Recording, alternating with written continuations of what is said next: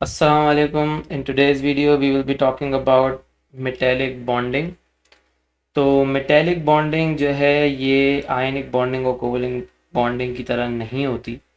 ionic bonding में दो atoms हैं, एक मेटल का एक नॉन मेटल का जो बॉन्ड हो रहे हैं. फिर कोवलेंट बॉन्डिंग में नॉन मेटल के एटम्स होते हैं जो आपस में बॉन्ड होते हैं. लेकिन मेटेलिक बॉन्डिंग में दो मेटल्स आपस में बॉन्ड नहीं होते. दो मेटल्स आपस में बॉन्ड होते ही नहीं है.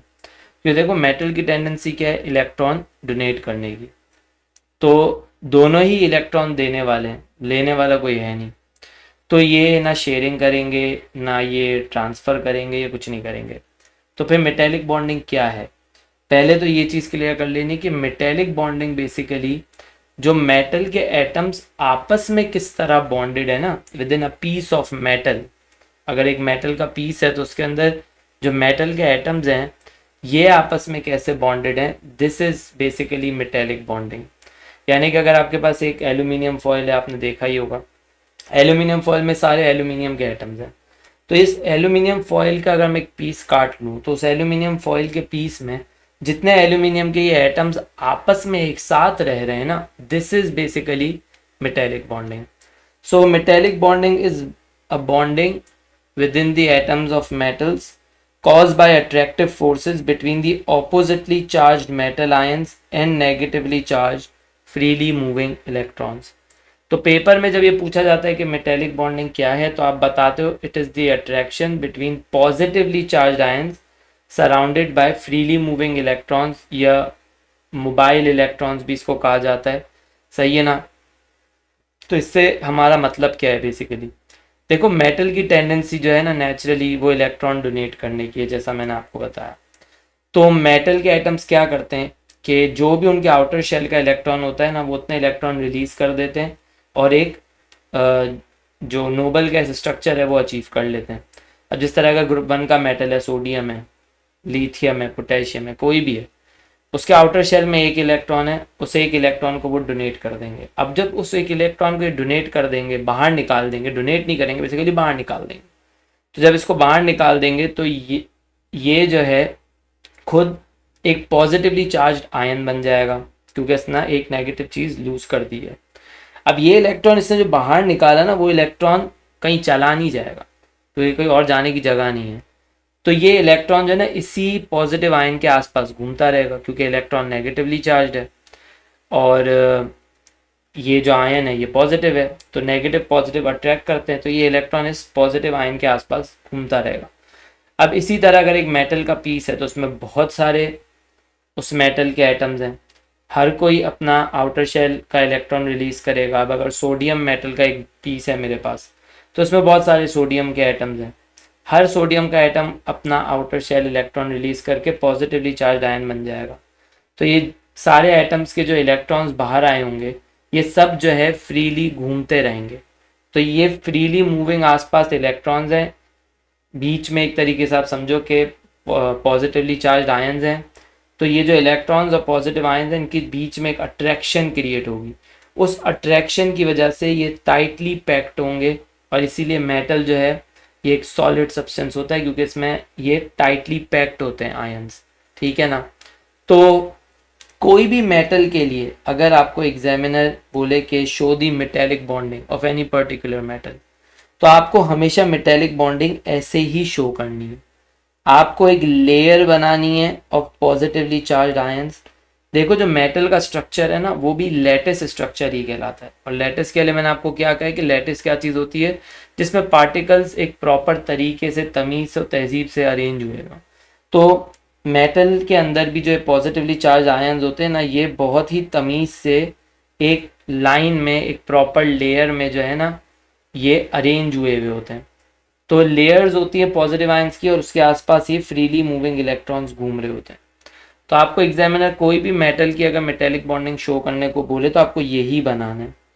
आपको सिर्फ एक डिफरेंस कहाँ क्रिएट करना है, जैसे कि ये सोडियम के लिए था तो मैंने ऐसे बनाया, और जब ये कैल्शियम के लिए मैं बना रहा हूँ तो भी मैंने ऐसे ही बनाया. लेकिन फ़र्क क्या है, मैंने बीच में जो पॉजिटिवली चार्ज आया ना उसमें चार्ज जो है वो +2 लिखा है, क्योंकि कैल्शियम जो है वो ग्रुप 2 का एलिमेंट है. जब वो आयन बनता है तो वो +2 के चार्ज के साथ आता है.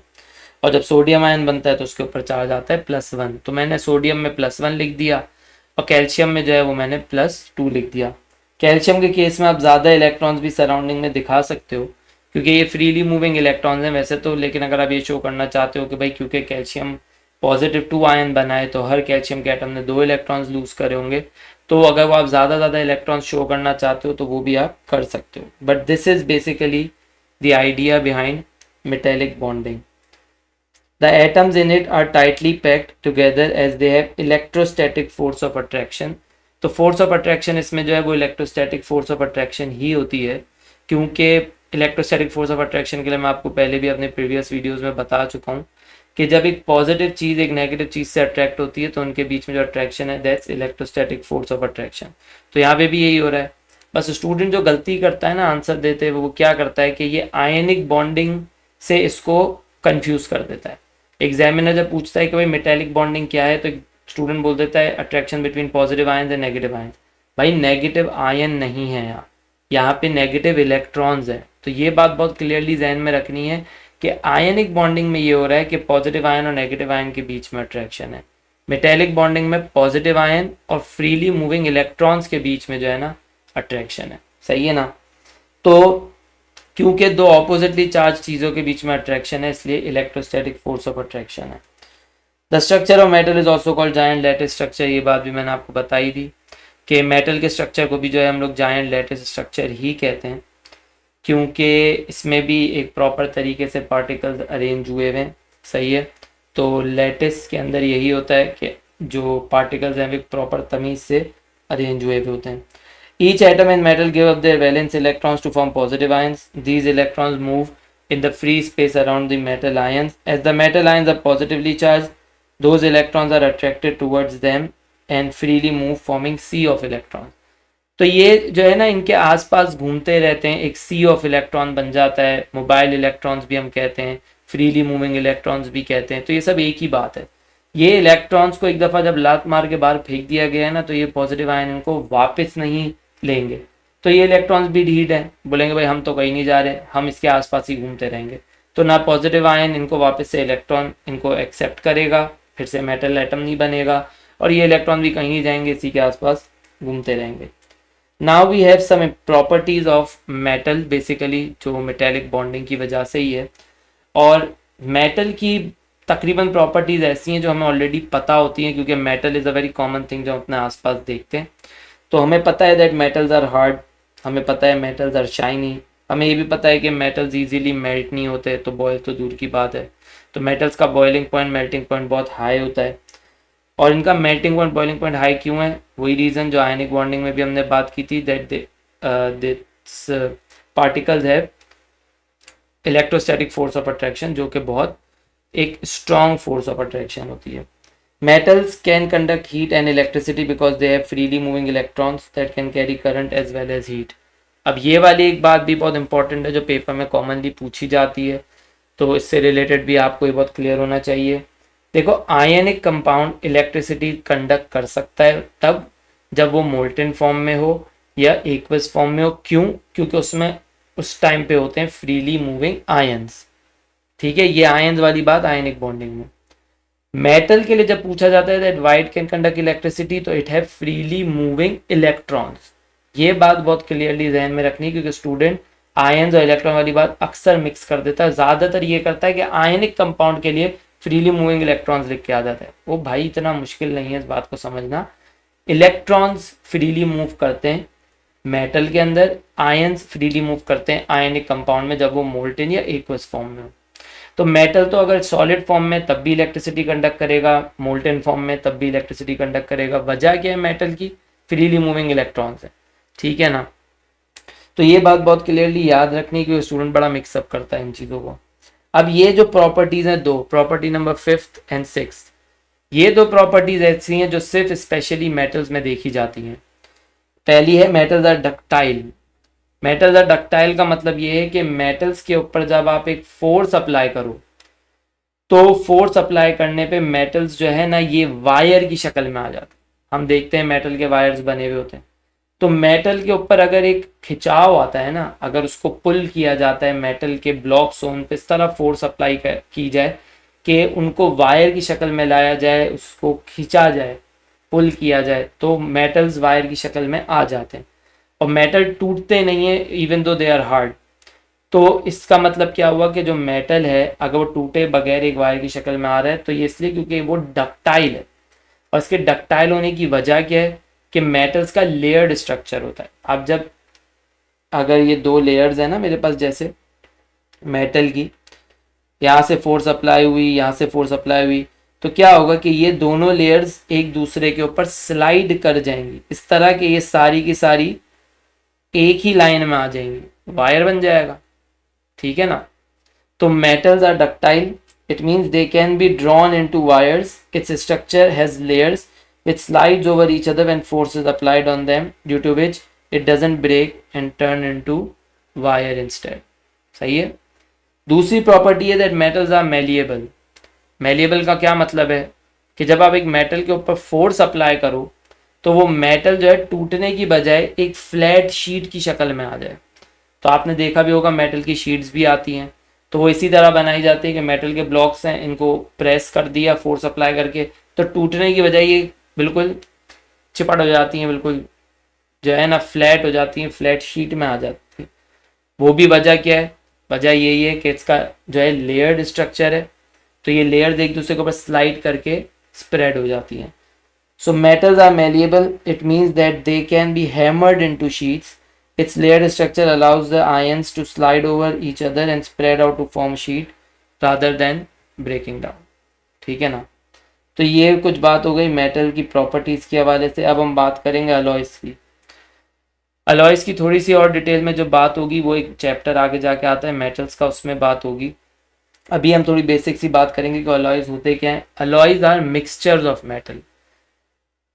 मेटल के साथ अक्सर मेटल ही मिक्स किया जाता है अलॉय बनाते हुए। कुछ अलॉयज ऐसे होते हैं जिसमें मेटल के साथ नॉन मेटल भी होता है। जैसे हमारे पास सबसे कॉमन अलॉय है स्टील। हमारे आसपास चीज़ें जो है वो स्टील की बहुत सारी बनी हुई होती हैं। तो steel is a mixture of iron and carbon. Carbon एक नॉन मेटल है। तो अलॉय कुछ ऐसे भी होते हैं जिनमें मेटल के साथ नॉन मेटल मिक्स किया जाता है, लेकिन ज़्यादातर अलॉय ऐसे होते हैं जिनमें एक से ज़्यादा मेटल ही मिक्स किए जाते हैं। So alloys are mixture of metals. अब ये मिक्सचर ऑफ मेटल क्यों बनाया जाता है, अलॉय क्यों यूज़ किया जाता है, ये बात आप एक याद रखो। हमारे आसपास जो चीज़ें हम ज़्यादातर देखते हैं वो प्योरली कोई एक मेटल की नहीं बनी हुई होती। हमारे आसपास जो मेटल की चीज़ें हम देखते हैं दे आर मोस्टली अलॉय। ज़्यादातर चीज़ें हमारे आसपास अलॉय है। स्टील अलॉय है, ब्रॉन्ज अलॉय है, ठीक है, और हमारे पास स्टेनलेस स्टील और ये इस तरह की जितनी भी चीज़ें हमारे आसपास कॉमनली हम देखते हैं ये सब अलॉय होते हैं। तो मेटल का स्ट्रक्चर तो ऐसा होता है, ये हमें पता है कि लेयर्स हैं, आसपास फ्रीली मूविंग इलेक्ट्रॉन्स हैं। अलॉय का स्ट्रक्चर कुछ ऐसा है। अब अगर आप मेटल और अलॉय के बीच में एक फ़र्क देखो जो क्लियरली दिख रहा है वो ये है। ये क्या है, this is the atom of another element. आपके पास एक मेटल था, वो दिखने में ऐसा था। आपने दूसरा एलिमेंट लिया, मेटल या नॉन मेटल, आपने मेल्ट करके दोनों को मिक्स कर दिया। अब जो चीज़ बन गई ना वो मेटल नहीं रही, अब वो हो गई अलॉय। तो अलॉय में जो ये मेटल का स्ट्रक्चर था, अब इसके बीच में दूसरे एलिमेंट का एक एटम आ गया। इससे क्या हुआ कि अब लेयर्स जो है ना मेरी वो अनइवन हो गई। ये लेयर्स इवन है, ये लेयर्स अब अनइवन हो गई ना। तो ये लेयर्स तो अब इवन नहीं है, तो ये अनइवन लेयर्स होने की वजह से क्या हुआ कि अब जब इस पे फोर्स अप्लाई होगी ना तो ये लेयर्स जो है ना ये एक दूसरे के ऊपर स्लाइड नहीं करेंगी। क्यों स्लाइड नहीं करेंगे, क्योंकि अब जो स्ट्रक्चर है, जो लेयर्ड स्ट्रक्चर है, वही अनइवन हो गया। तो अब अनइवन है तो ये एक दूसरे के ऊपर स्लाइड नहीं करेंगी। स्लाइड नहीं करेंगी तो उसका मतलब क्या है कि अब इनमें स्ट्रेंथ आ गई। देखो जो प्योर मेटल होता है ना उसके लिए हम एक टर्मिनोलॉजी यूज करते हैं देसी जबान में कि वो कच्चा होता है। कच्चे से मतलब क्या है कि जब आप उस पर फोर्स अप्लाई करोगे तो वो ब्रेक हो जाएगा। ठीक है। तो हमारे पास मेटल जो है वो क्यों ब्रेक हो जाता है, बहुत ज़्यादा फोर्स अप्लाई करने पे, या वो फ्लैट हो गया, अब फर्दर फोर्स अप्लाई करोगे टूट जाएगा। वायर की शक्ल में आ गया, सही है, फर्दर फोर्स अप्लाई करिए टूट जाएगा। क्यों, क्योंकि उसका लेयर्ड स्ट्रक्चर है। जब आप फोर्सेस अप्लाई करते हो लेयर्स एक दूसरे पे स्लाइड करती हैं और एक पॉइंट पे आके ब्रेक हो जाता है। अलॉय इतना इजीली ब्रेक नहीं हो सकता क्योंकि उसका स्ट्रक्चर लेयर्ड नहीं है, तो अब फोर्स अप्लाई करने पे लेयर्स एक दूसरे पे स्लाइड नहीं करेंगी। तो जो अलॉय होता है ना उसमें स्ट्रेंथ होती है। तो alloys are harder and stronger than metal because they have an uneven layered structure. So upon apply the force the layers don't slide over each other. ठीक है, तो इसी के साथ हमारे पास मेटेलिक बॉन्डिंग की बात भी ख़त्म होती है और बॉन्डिंग का चैप्टर इस वीडियो के साथ ख़त्म होता है। नेक्स्ट वीडियो में इंशाल्लाह फिर नेक्स्ट चैप्टर की बात करेंगे। अल्लाह हाफिज़।